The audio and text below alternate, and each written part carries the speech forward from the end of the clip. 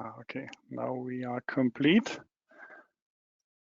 Welcome to today's webinar, Model and Design Timber Structures in Rfem 6 and Rstab 9.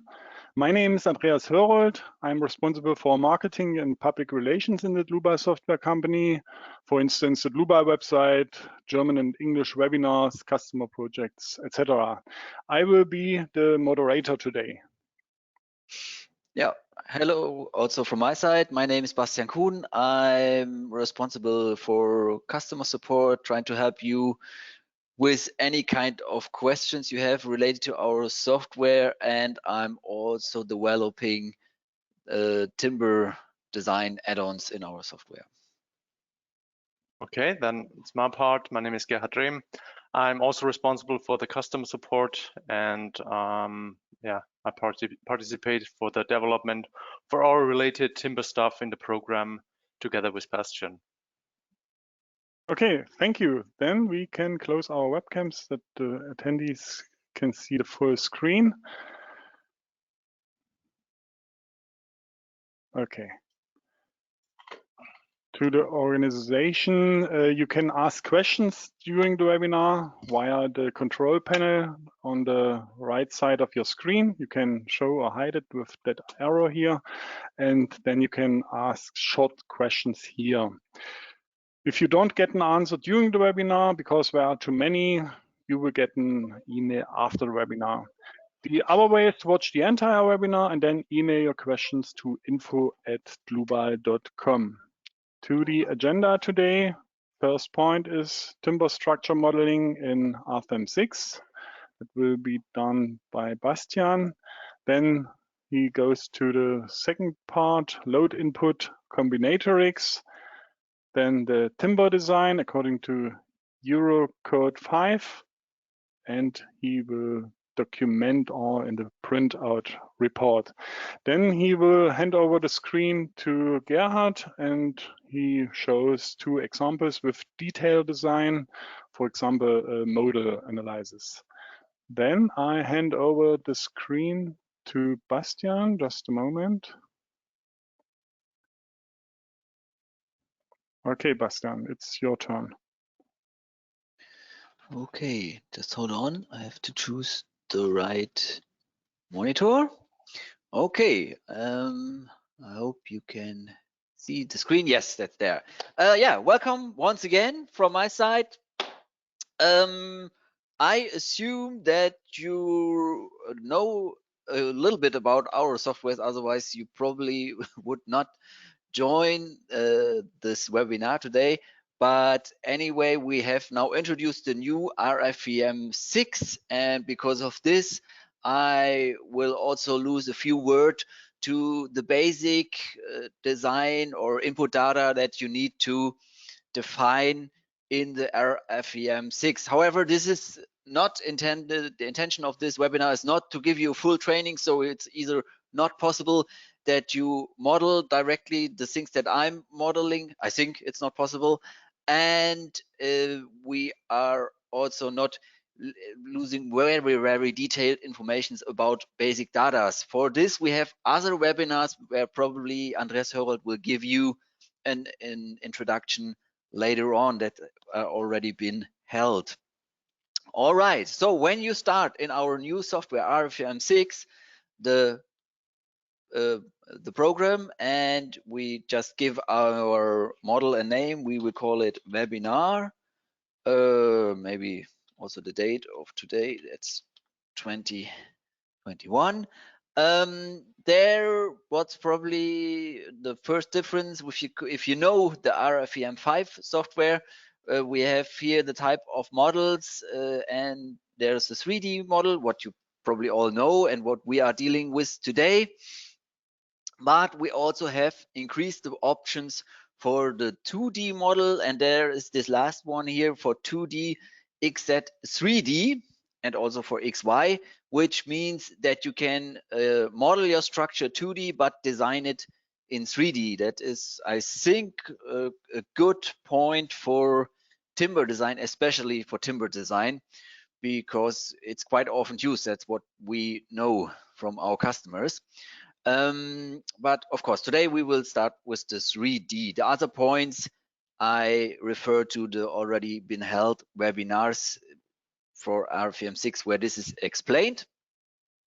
One of the other big changes compared to Rfem 5 is that we have included all the design add-ons directly into the software, and therefore you have to choose what kind of elements you want to design from the start.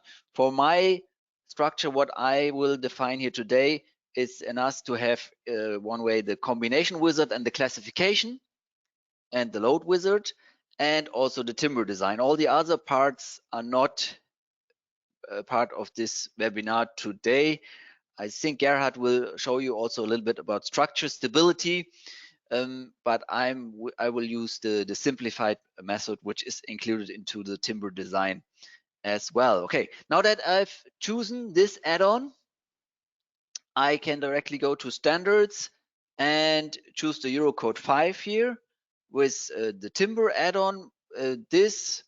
When you choose the standard group timber here, this button here is active and you can edit the national annexes. For timber, maybe not the only, but the important point what you should change here is, or where you should take a look on, is the deformation coefficient with which you are regarding creep into your structure for the serviceability limit design situation. Well, it's divided into service class 1, 2, and 3. For service class 2, it would be 0.8, 3, it would be 2. As we are designing everything today in service class 1, we can choose 0.6 as a factor. To the other factors, I will not lose too many words as they are not important. I will do the design according the German annex for the Eurocode, but of course you have all the annexes for Eurocode listed here, and you can edit them however you want to do it. One point I forgot, of course you do not only have to design according the Eurocode, it's also possible according the American standard, Canadian standard, Brazil, India, Switzerland, and so on. There are quite a lot of standards available. For the load wizard, I will also choose the same national annex for Germany and for the timber design as well. Okay, then this input is already ready, and then on the 5th register in settings and options, that's quite an interesting new feature as well, what we call member representative. When you activate this here, we have another register open up, and there you can see that you can consider member properties. I will explain later on directly in the software what this means for the practice in the design. Just to give you rough estimation about this now, you can unify several members into one representative, and the advantage is that you do not have to give design parameters to every member, but you just have to give it to the representative. So that's a very short explanation to this. Then the last register in the basics, what I want to show you is the model parameter, where you can select the location where you want to build your structure. So maybe we will give the explanation, the location of our office here in Leipzig. It's Grimmarsche Straße, and press OK. And now we have the location, and one of the great advantages of this is that you do not have to take care about snow load, wind load, and earthquake design anymore, because all the relevant informations that are given by the location are already inside the software via this. So that's quite a handy tool to have. So now we are in the graphic screen of the structure. If you know Rfem 5, you will probably know or you kind of get a feeling that how this works. Right clicks here, there's the data navigator. So we've changed a lot of things, but the view or the work with it, I hope is known to users who are working with our software for a longer time. Now we want to design a hall, and therefore we define a new member. We have here the member types. At first we will start with a beam member type, and as we want to define a column, we will give the end of it a hinge. Here, a moment hinge at the end. Just simple this. And now there's the second register section with the distribution type that has been increased quite a lot with the options that you have there. So you can like either design a tapered member, the alignment you can choose. That's also it's much more user friendly than how you did it in the Rfem 5, because the alignment and the eccentricity that is coming from it is calculated automatically, and there are also several design types that you can choose here. Anyway, nevertheless, today we are concentrating, or in this part of the webinar today, we are concentrating on the uniform distribution type. And we want to define the section. You see there's already predefined a section of 14 by 28 centimeters, but that is not what we want here. So we go to the library. The library is divided into the steel sections on the left side, once the standardized and the parametric sections, and on the right side you see all the sections relevant for concrete or for massive design and for timber design. We are able to design all the sections that you have here under parametric massive 1 in our add-on timber design. Here, and you see that there's a whole bunch of sections possible, but today we will also concentrate on the massive rectangle sections. It's always opening on the other screen, and we have now here the list of sections, and I want to actually have a section 14 by 14 centimeter. I want to have it isotropic linear elastic from the material model, and if I click onto the library here, I get directly to the material library. If you know or if you are working already with the Rfem 5 software, you probably knew that the material database is maybe a little bit flooded or overloaded in Rfem 5, and we really tried to clean that here. So if you go to Europe, of course there are all the other countries possible there as well.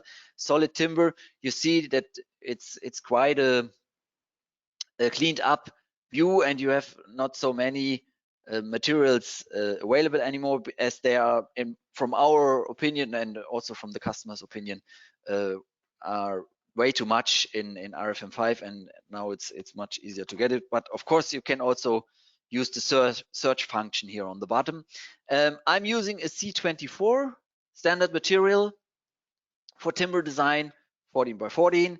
Sorry, I was a little bit too quick, I think, because when you choose the C24 inside here, you have here a register with the material values, and here in timber design you have all the relevant data that you would need, the material properties, and also the design parameters for ultimate limit state, fire design, and so on. And you can modify them here as well. So if you want to change the burning rate for what reason ever, it's possible to do it in here.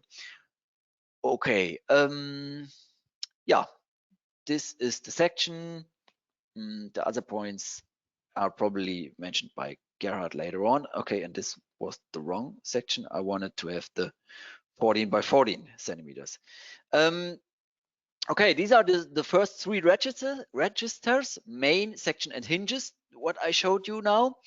And there are also 3 more registers: design types and design configuration. That is one of the big changes in Rfem 6, that now you are defining all the design parameters according to the member. It has the great advantage that you can change the design parameters for different member, e.g. a column may have another design parameter than a girder or anything else.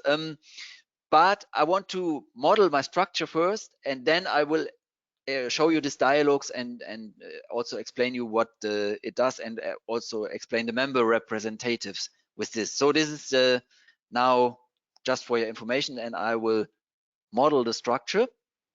So the first column will start as its origin and should have a length of 4 meters.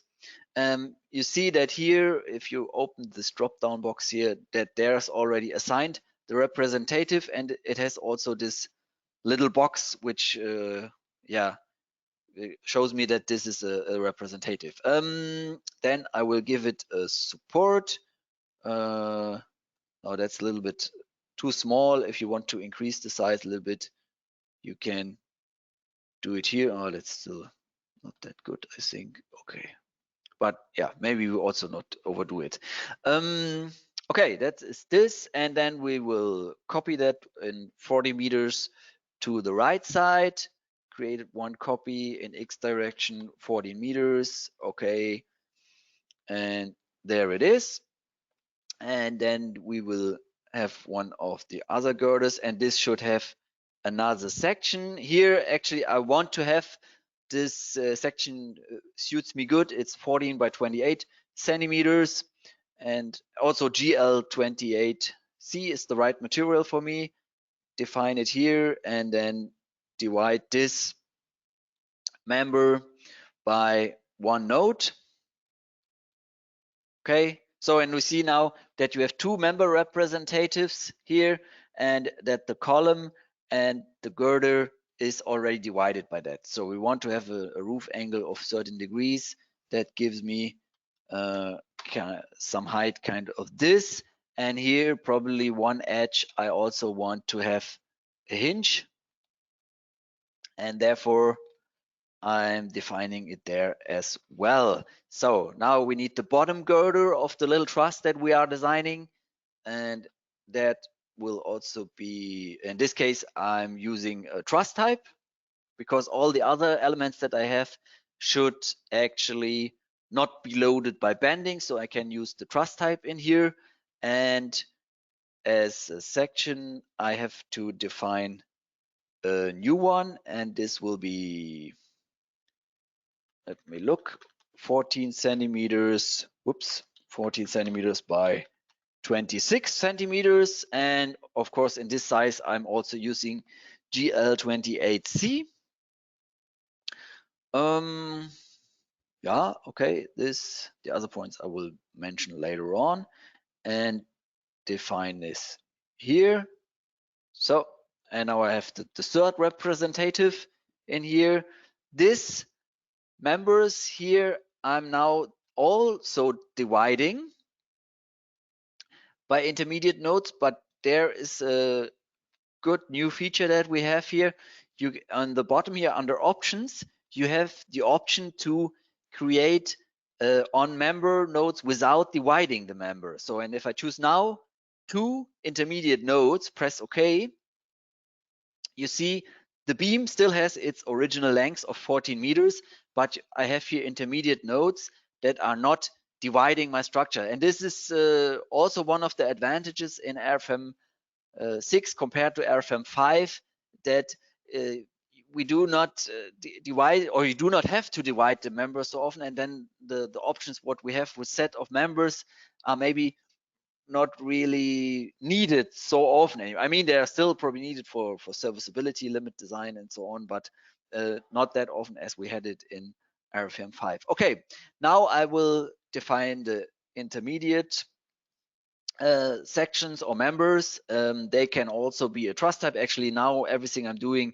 is defining truss types. Define a new section here, and that should be 120 by 120. And then of course I can use the C24. I choose this material here, say okay, okay, okay, and yeah, define it here one way, this, tuck. And now it's probably very obvious what the representative does, because now it's clear that left and right side are similar, and you see that they are unified here under this representative. Okay, one more time, and now it should be ready. Yes, that works. And this structure I can now maybe load for the self-weight and the roof setup in the first load case, because it's quite simple here. The first load case is already assigned, and so I choose here 2 kilonewton per meter. Load direction ZL is fine to me. Say here or here, okay. And now I have it there. And now the last thing I need to do for my hull is to copy this again, but now in Y direction for not for four times, but for 5 meters in Y direction, and here 4 times. And now if you activate under numbering and options the link steps, you can also directly connect all the related parts to each other. Therefore, we will also define another member.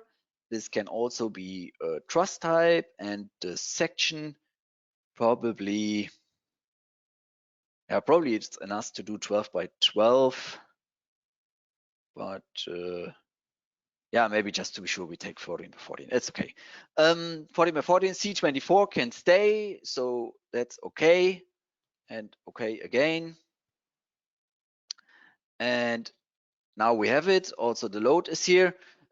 Now the beams on the bottom, they probably make not so much sense, and therefore I'm switching off the member representative, and now I can just simply delete the one at the bottom.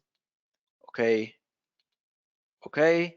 So, and if I go into the other direction, also the one right here, I will also delete. I can delete the lines actually, because this deletes the members as well.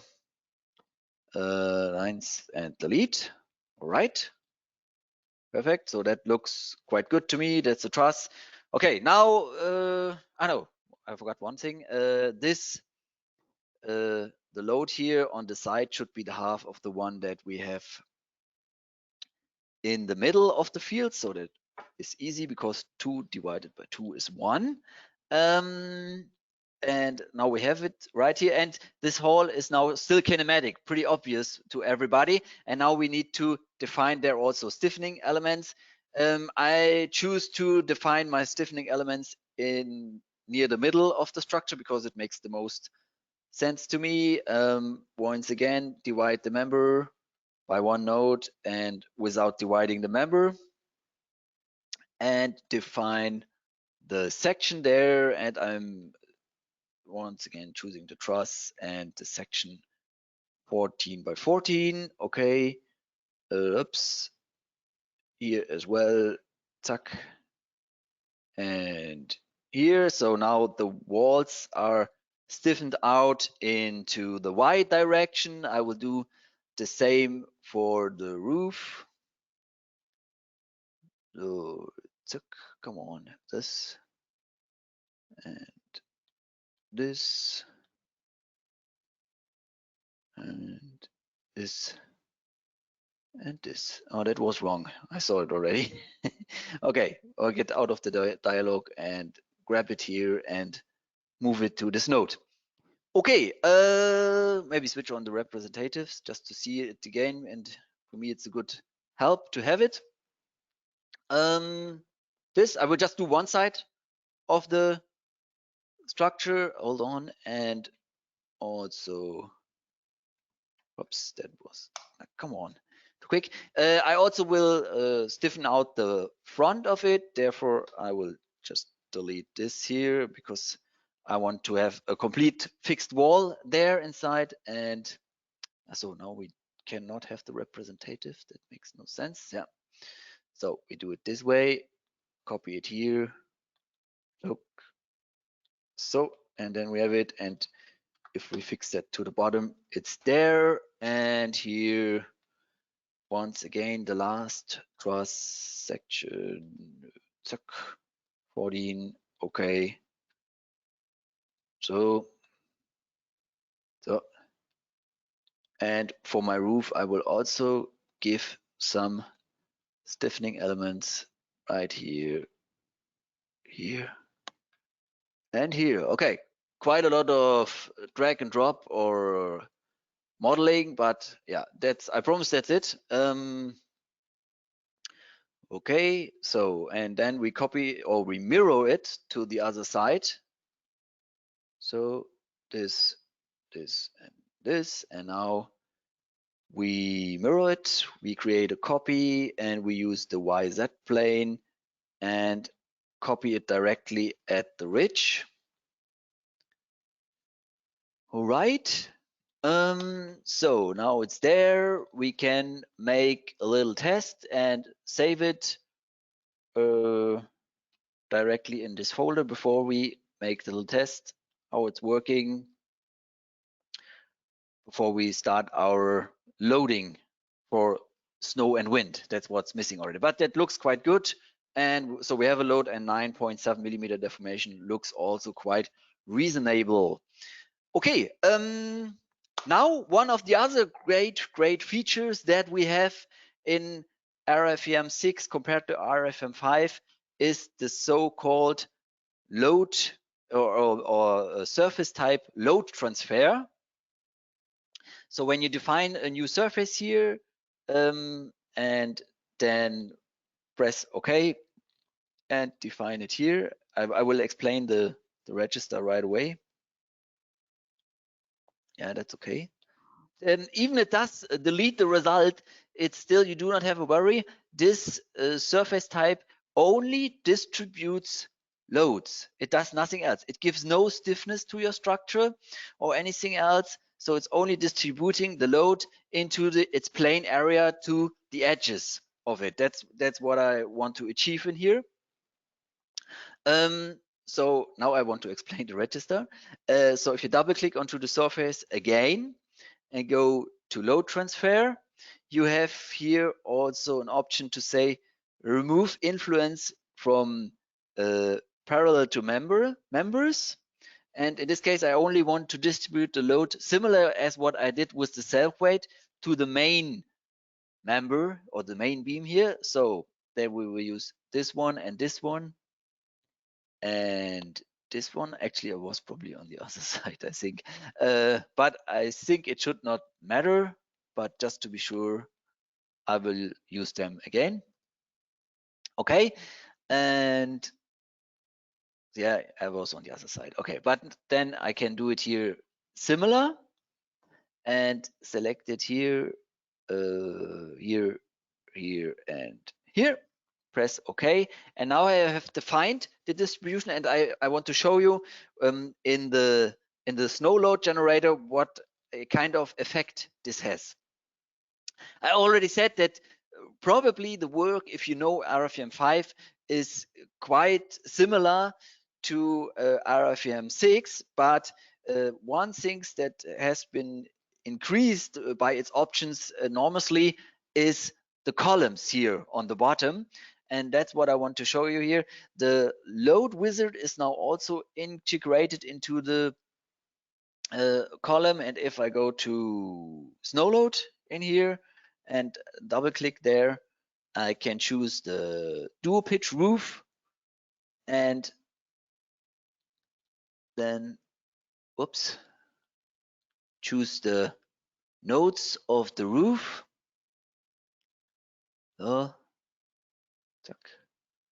And you can choose the roof side. The parameters you can control. You see it's already assigned all the relevant parameters of the height, where my building is located, the load zone, and so on. The load cases I need to define for this webinar today. I just gonna show you the load case full snow load and not the points with the half snow load on the left and the half snow load on the right side. I think that is enough. And also for this kind of structure that we are defining in here, it's probably, well, I think any engineer who's designing a structure with a dual pitch roof will mainly use this, or it's mostly the design giving roof. Okay, I will define 3 load cases more, the one for the snow load that we are using right now, and 2 more for the wind loads, because we want to define them as well. All right, so now it's choosing the load case 2, and if we select OK and jump to the load case 2, we see the envelope of the load that's generated in here. And if we go to surfaces and display load separately, you can see that because of my load distribution surface that I have defined, the load is correctly transferred to the main girders of the structure. Okay, okay, one more time we do the same for the wind load. There we will just choose the dual pitch roof with the roof corners. Here, select the points once again. No, there and there. I would just define 2 directions. So I will define 0 degree and 90 degree. Just I think, I hope that's right. Yeah, I think so. Here I have to define my structure height, though that's 5.8 meters. All the other parameters are overtaken from the first input. For the webinar, I will just use the uplifting wind loads and not the wind pressure loads. All right. So, and now when we look at this, here at the load case 3, so that looks quite good, I think. And in the load case 4 as well, maybe we say also please display that separately just to check it, but it looks reasonable to me. All right, and so, and here you can see the wind load zones as well. Okay, so structure is done, and now we will concentrate on the modeling, or on the load combination. Sorry, that was a little bit too quick. Here you can define what kind of load cases and combinations you want to assign and calculate. I have the combination wizard activated. In case you want to make your own definitions of load combinations, you just have to deactivate that. For our purposes here, we will use it. The design situation we want to verify is ultimate limit state and 3 types for serviceability limit state. And I also want to do fire resistance verification. For this, I will define an accidental combination. Here in the info box, you can always see what the software is doing with it. So you see here the creeping factor that I introduced in the start in the basic data, where it is located and where it is used in the software. I already did check if a design according second order theory is necessary. It is not, and therefore I can say the load combination can be generated geometrically linear. Okay, so now that's done, but I forgot one thing, or not forgot, but I mentioned it, that we need to define the design parameters before we are designing the structure. And now we have the representatives here. So, and the first representative we can activate is for the top girder. So that's probably the representative we need to take the most look for regarding stability problematics. And if you go here to design types, effective lengths, you can one time consider the effective lengths for buckling and for lateral torsional buckling. We are also able to verify such elements via an eigenvalue method, but this is going to be shown by Gerhard just in a few minutes when I finish this my side of the presentation. And therefore I will just concentrate on buckling and lateral torsional buckling with the equivalent member method. That's what I'm doing here. And I'm actually switching to absolute values because I know, the hull has a width of 14 meters and the half of it is 7 meters. So I say for the strong axis, I can use this one, and for buckling in the weak axis and buckling or lateral torsional buckling, I can choose the distances of my stiffening elements that I defined, and there are in a value of 2.58 meters. Say okay, service class is 1, that's okay. Local section reductions in case you have any kind of plumber or electricity that's kind of cutting your structure, you can also define it in here and decrease the strength of it. A shear panel and a rotational restraint are more or less mainly for the eigenvalue method that is going to be shown to you by Gerhard. For the top girder, I want to do an ultimate configuration for sure, because that's what I want to do for all elements. In this, I want to perform the stability design check. That's also for sure. In case it is a column and I'm in moisture class 2 or 3, I also should have reduced the stiffness, but this is not relevant now for us. And the shear design is, I think, also not relevant in this case. Okay, serviceability for the top girder is not relevant because when I'm verifying the deformation in the bottom girder, it's more than enough, so I can switch that off. And fire resistance as well. I will get to that point when I take a look at the other elements. And that's right now, because the bottom girder, that is probably exposed to fire, and I want to expose it to fire by a ratio of 30 minutes. And I say, okay, 3 sides of the structure are exposed to fire, and that's enough for me.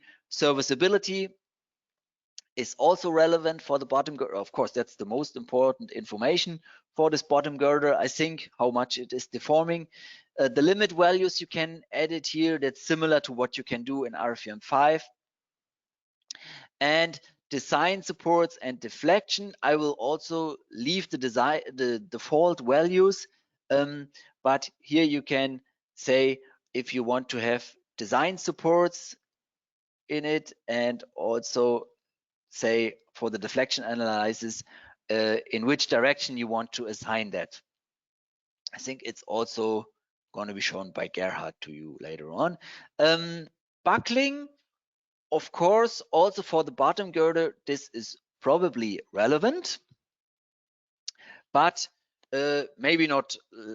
Yeah, well, we could also do it for lateral torsional buckling, but as the load is introduced at the top of the top girder, it's maybe not so relevant in here. And here as well, also for the buckling, we can give it or try to design a little bit more efficient and say in the it's been held in the stronger axis by the stiffening elements, and for the other direction I can choose the whole length of the beam, but is of course 40 meters. So I have this here, service class there as well. All the other elements that I have in here, they are all just stiffening elements. I can actually select them all and say for effective lengths, okay, I'm just verifying buckling, because mainly I'm actually looking for the columns in here, and I will also leave the principal axis by a factor of 1. Design configurations, I want to have ultimate limit state. Of course, serviceability makes absolutely no sense for the other elements. Fire resistance, yeah, of course, for the columns that would make sense, but for all other elements not. And so I'm skipping it for this presentation in here. Press OK, and now my input is actually ready. I can directly design the software, and then for this you go to the columns again, to the timber design, where the former add-on Timber Pro is included. And here you can say, choose what you want to design. Of course, I have my ultimate limit state, serviceability, and also the fire resistance combination, and I want to verify them all. I can check what kind of objects I want to design in this structure, of course, all material configurations and so on. And now when you start the calculation, one thing I wanted to show you when we started, that now with the Rfem 6 we have the option to parallelize the whole combination. So each combination, if you look for FM5, the calculation was done that combination 1 was calculated, combination 2 was calculated, and then after that, and here all 29 combinations are done at the same time. So the speed up process for a lot of combination should be quite good or big regarded it. So you see here, hooray, we have a loading of 100%. Every engineer loves to see this. I think, well, 100% is still red, but I think 100% is a good value to have. That's what we can see here in the overview. And here in the design ratios on members, you see that, well, we have this loading here. And here again, the representatives are a good tool to check the calculations that you did. So when you activate the top girder and say, okay, please show me only the selected objects, I can now take a look at the top girder. And of course, design giving for this, well, that's what we all expected probably, is the stability analysis with lateral torsional buckling according 6.3.3 in the Eurocode 5. And if you go to the detail mask in here, you can look the design check details, and you have all the values written as a very nice equation related also to the equations from the standard, so you can directly vice versa look into the standard and verify all these points. This is probably something you want to have in your printout report. So there we are directly printing it to this. Right in here, I will not show you the whole printout report again, because I only want to show you the parts that are relevant for the timber design.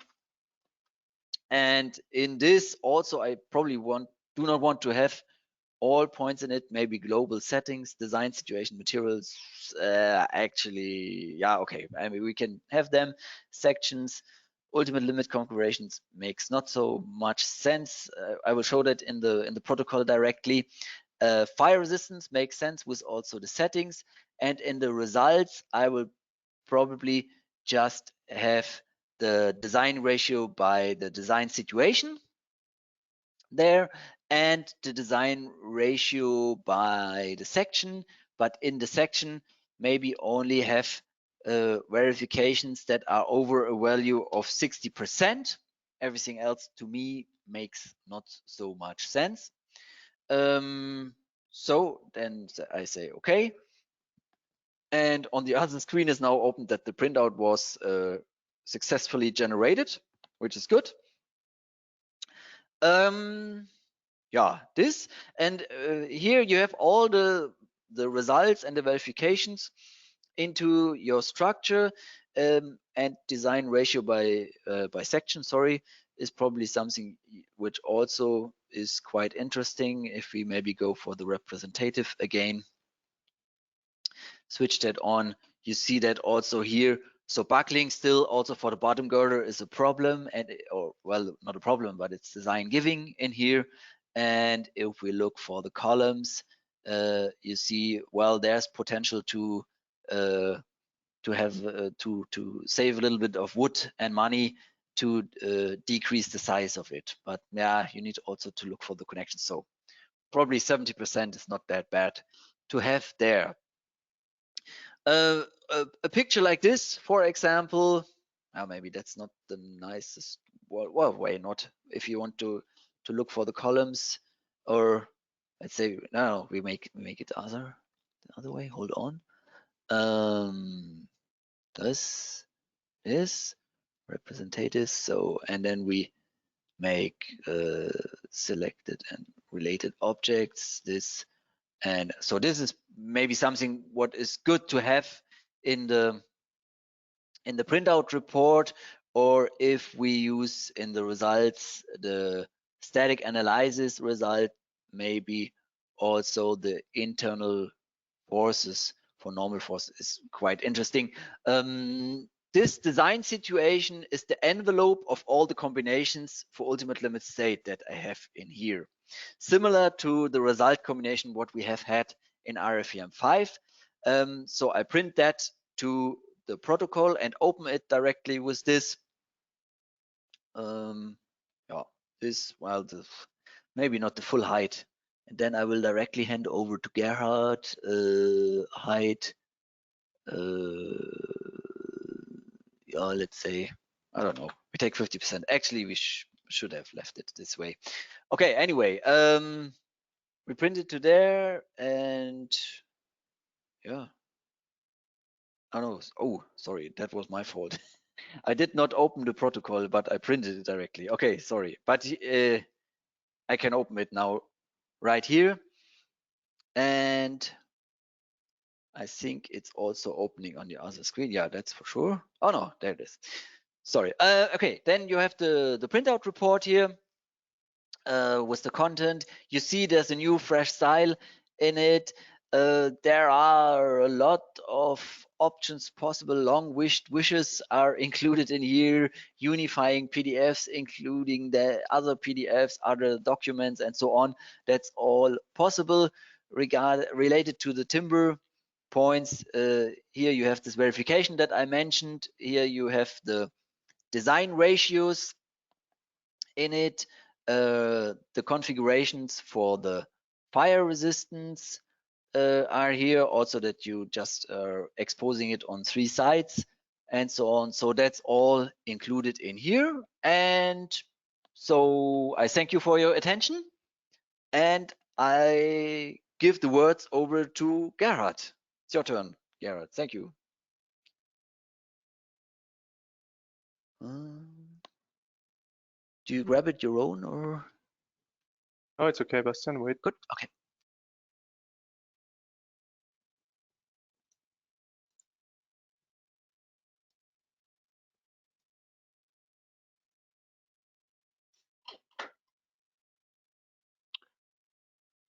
All right, perfect. Thank you very much, Bastian. So I have actually 2 examples to show you a few new features in Rfem 6 related to timber design. And the first one is a topic which was missing in Rfem 5. And in Rfem 6 we're proud to offer you this feature.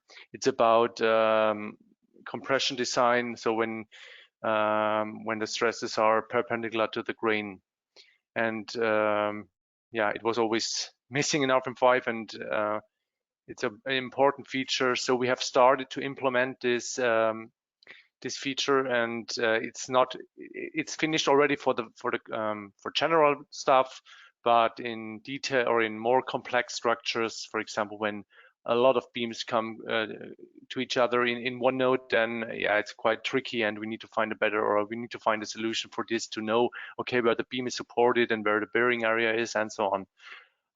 But I will show you this feature on this floor. So it's a floor with a few beams supported on a downstand beam. So there is no rigid support here along this downstand beam, of course. So we have a semi-rigid support for these beams. Okay, so let's start with the beams. I will show you how to do it. So here on top you will find this tab, Design Supports and Deflection. This tab controls the design supports and also the deflection checks. So we know about Timber Pro, for example, in Rfem 5. There you had to manually define this reference length for the deflection check. And this is done here in this right column.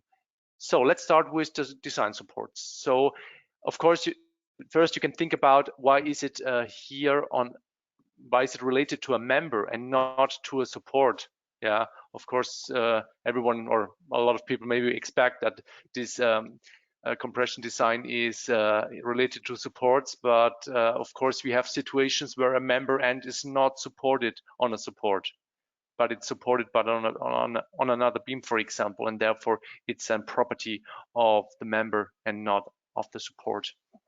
Okay, so we have member start, member end, or member set start, member set end, and here we can define this support. So we create new, and here we will find the settings for timber. So we have, of course, in contact area, which we need to define. So we say it's a direct support, and the support length, for example, in this case, it's 60 millimeters. It's supported on the positive side, so on the plus C axis. It's an edge support and not an inner support. And this KC 90 factor, which it's mentioned in the Eurocode, of course, needs to be entered here. So we use 1.5 for C24 in this example. So let's name it directly by C24 and 60 millimeter. Then on the right side, we create another one. So it's C24-2 and the beam is 180 millimeter. So I will switch this to 180 millimeters and to 1.52. Okay, then the downspan beam, it's a glue lamp beam. It's supported by 140 millimeters. I just rename it to get a better overview afterwards, because these design supports can be assigned to many members afterwards, and that's why I recommend to give them a clear name. 140 millimeters, and in this case we have a factor for glue lamp of 1.75. And of course the beams are supported on top side, therefore we need another one. In this case it's 180 millimeters, and it's on the minus C axis. It's an inner support, and factor is 1.752. Okay, so I assign the support number 1 on the left side of the beams and support number 2 on the right side of the beams. So when you watch this, you see, of course, the edge is missing because we are always relating to the statical axis. In case if you really want to have it, I can show you afterwards by members how to extend this graphically if needed. To be honest, I don't need it, but maybe for some graphical output you can extend it to the end of this design support. Okay, so that's it actually. The deflection check should be in C direction and to the deformed segment ends. So we consider also the deformation of this downstand beam here. And that's it actually for the beams. All right, and now let's go to the downstand beam here, to the glue lamp beam. We go here to this tab again, design supports and deflection. So here you see on the left side, I have this support number 3 with 140 millimeters, and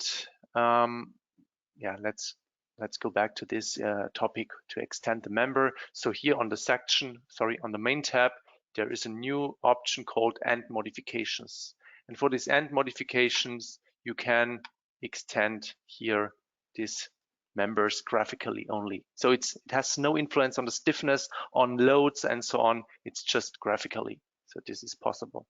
I will switch it off. I don't need it. Okay.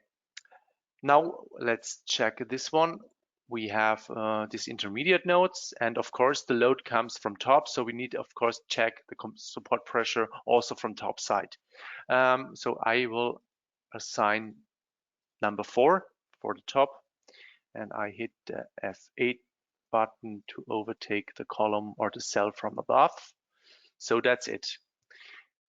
We check C direction again, and as you can see here, we have a lot of segments now because of this. That means the deflection check would now check the deformation in between these nodes. Of course, this is not expected, or this is not the wished behavior, of course. I want to check from node 19 to 20.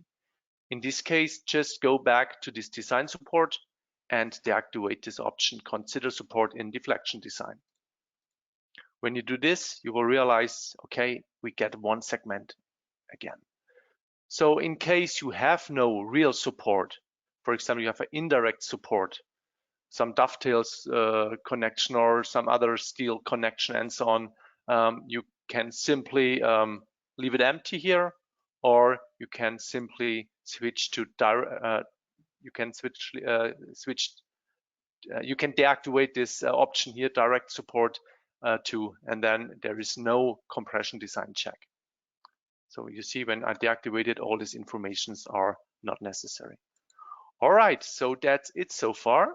And then let's go to the results.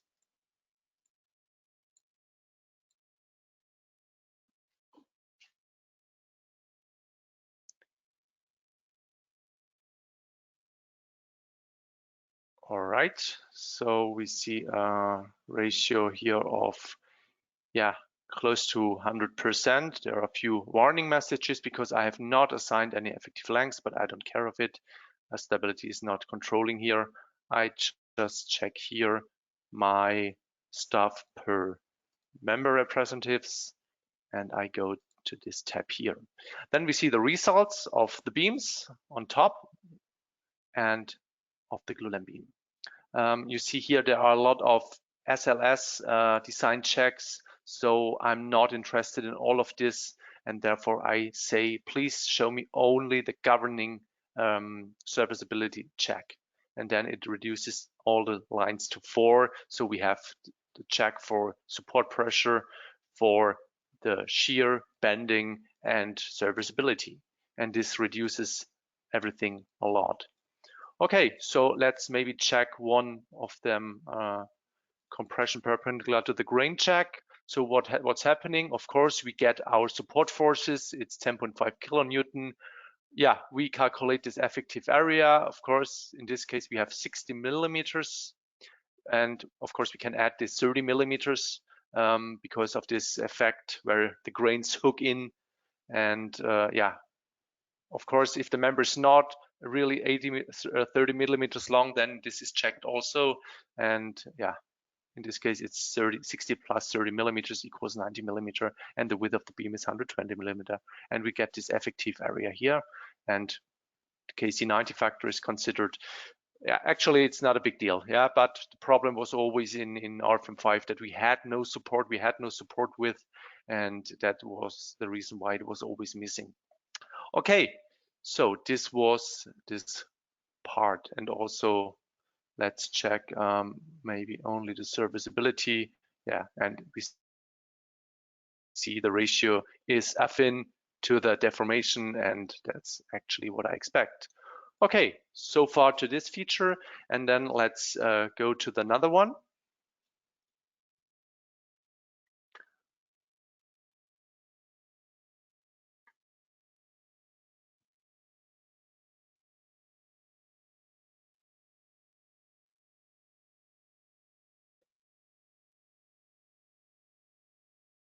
Seems it was the wrong one now, but it does not matter. I can just go back to the state where I want to start. I delete this and this. Okay. And I will remove all effective lengths, and then we can directly start. All right.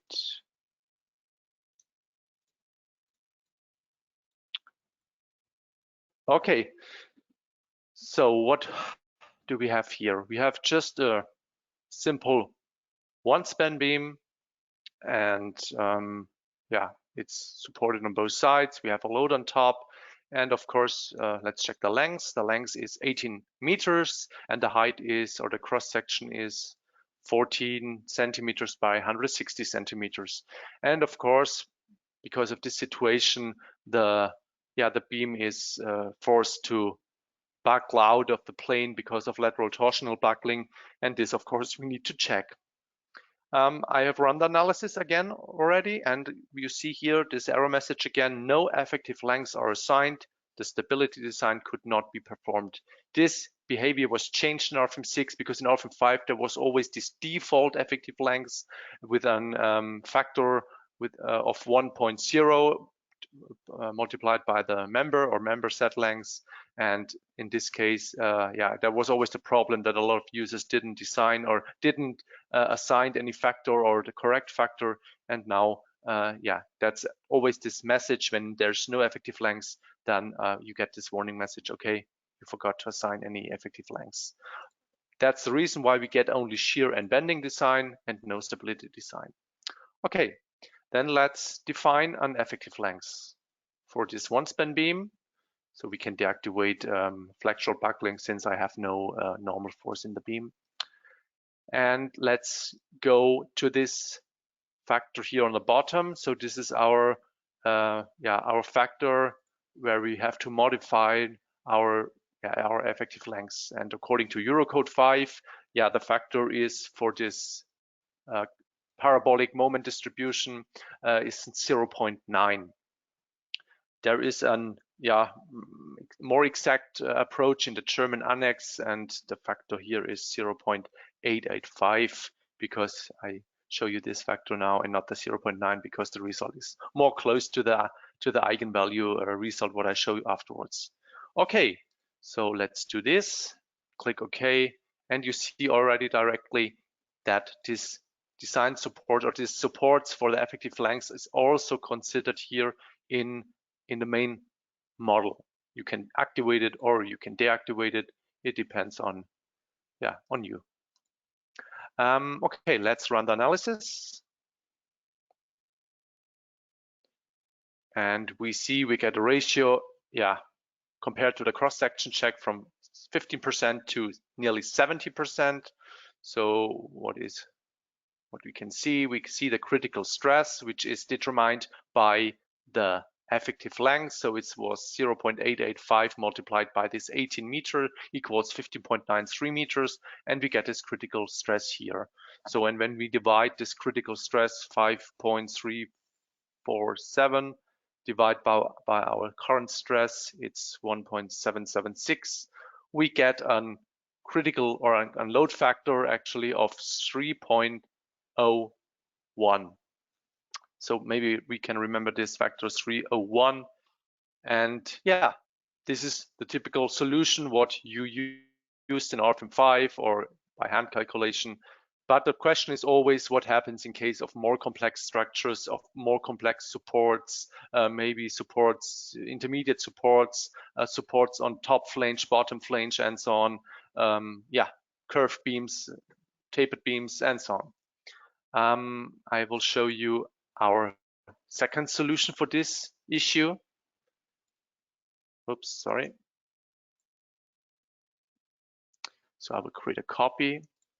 And for the second one, I will use our eigenvalue solver. This eigenvalue solver was already part of the EC3 add-on module in Rfem 5 and is also, of course, available in Rfem 6 for steel constructions and now available also for timber constructions.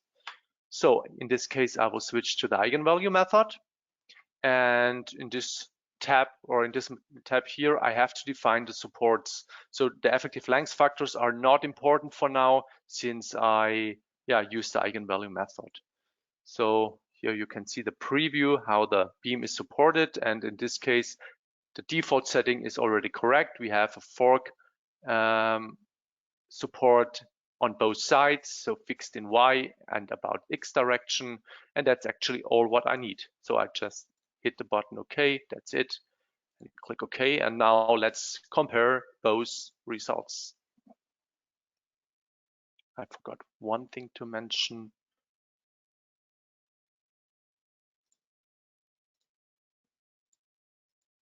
And it's about the load position. Okay, so the load position can be defined here in the ULS config of a member or of the timber design. So I set it to shear center to compare the results and to get a better, to get the same values as in both methods. That's why I set it to shear point, because the other solution, when I would keep the downwards option here, the results vary a bit more. So that's why I've set to shear point, but we will switch it later. Okay, so let's compare the results. The ratio with the eigenvalue is 68.3 and 69.2. So the results are actually the same. So let's go to the equivalent member design with an analytical way to determine the stress. So here the critical load factor was 301, and when we switch to member number 2, our eigenvalue solver gives us this factor of 305, which is perfect actually, or which fits perfectly with this analytical solution. And that's why, of course, the ratios are the same in both cases. So our eigenvalue solver is fed by the stiffness and so on as support conditions, and the result is this critical load factor. And when we multiply our bending moment with the critical load factor, of course, we get our critical moment, or divide by the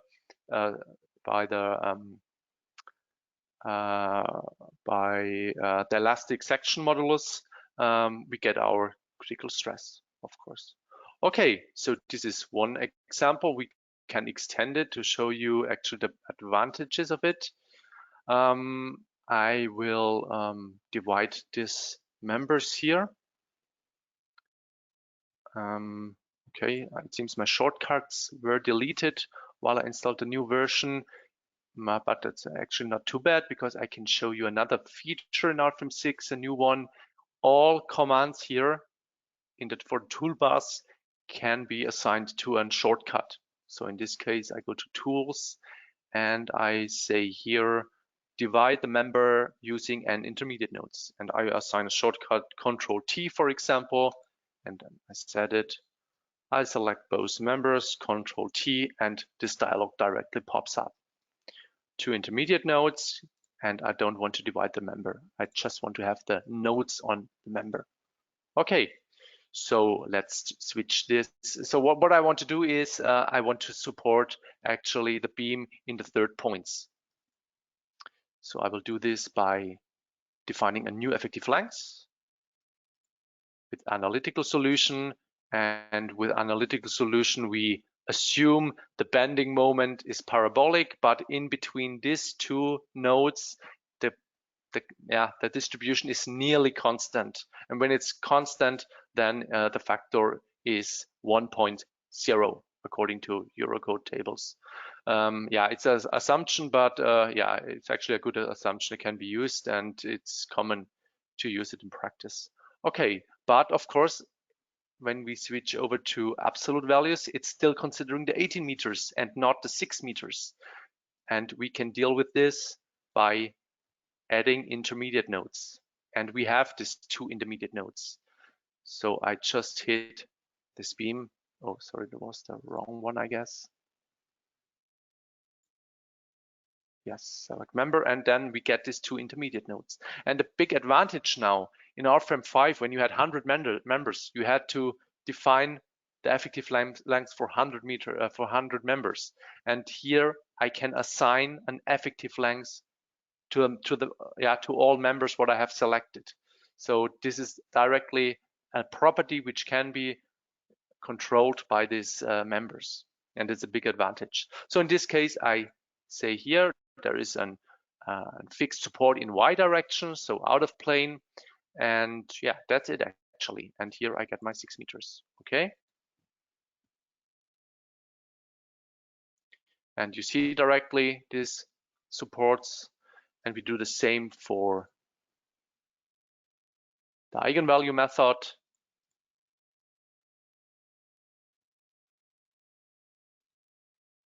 Okay, in Y direction you can activate the default or the preview, and then you see directly where the supports are. Okay, so that's all for now. Just click OK and run the analysis again, and then we can check the results. Of course, the ratio needs to be or must be smaller now than the ratio from the left side. Okay, so yeah, the ratio goes down to 26 by the analytical solution, and the eigenvalue method here. Yeah, the difference is a bit more now compared to the left side, of course, because this assumption that there's a constant moment distribution is of course not completely true, because it's not really constant. Yeah, and that's of course there's a difference. And the big advantage with this eigenvalue solver, you see directly if your supports are correct, because we can show or display this mode shape. Yeah, here of course we have a big sinus wave because we have no lateral restraints, and here on this side you see, yeah, it considers the nodes or the support. And yeah, we can go a bit farther here. For example, we have also the possibility to assign this support at the upper side of the flanges. Okay, so when we click OK, we will directly see it's also moved in the graphics and also in Rfem, so we can directly control actually where the supports are located. Okay, so we had 22 or 23 of ratio here, and of course when the beam is supported on top side, the ratio should go lower. Maybe not much, but at least a bit. Okay, yeah, it goes down to 20%. Okay, let's double check again. And you can see here, yeah, it's perfect support top side, but the bottom side, of course, is able to move out of the plane. Okay, so this is actually all from my side. I have showed you a few, nice features, I guess, in Rfem 6, and I'm, happy to present you all this stuff. And I want to say thank you to you all, and I will give back to Andreas now. Bye. Okay, thank you, Gerhard, for showing this these additional features. Before I close the webinar, I would like to show you where you can find the recording of the webinar the next days. Just a moment. On dlubal.com, you can find here under news and events the webinars. And this is today's webinar. And you will find the recording here the next days. And when you scroll down, you can find the models here. Okay, then we can close the webinar. I show my webcam again. Thank you for your attention. Thanks to my both colleagues for the nice presentations. Bastian shows his webcam as well. Thank you. Okay, yeah, maybe we see or hear each other in another webinar. That would be very nice. I wish you a nice rest of the day. Yeah, bye-bye.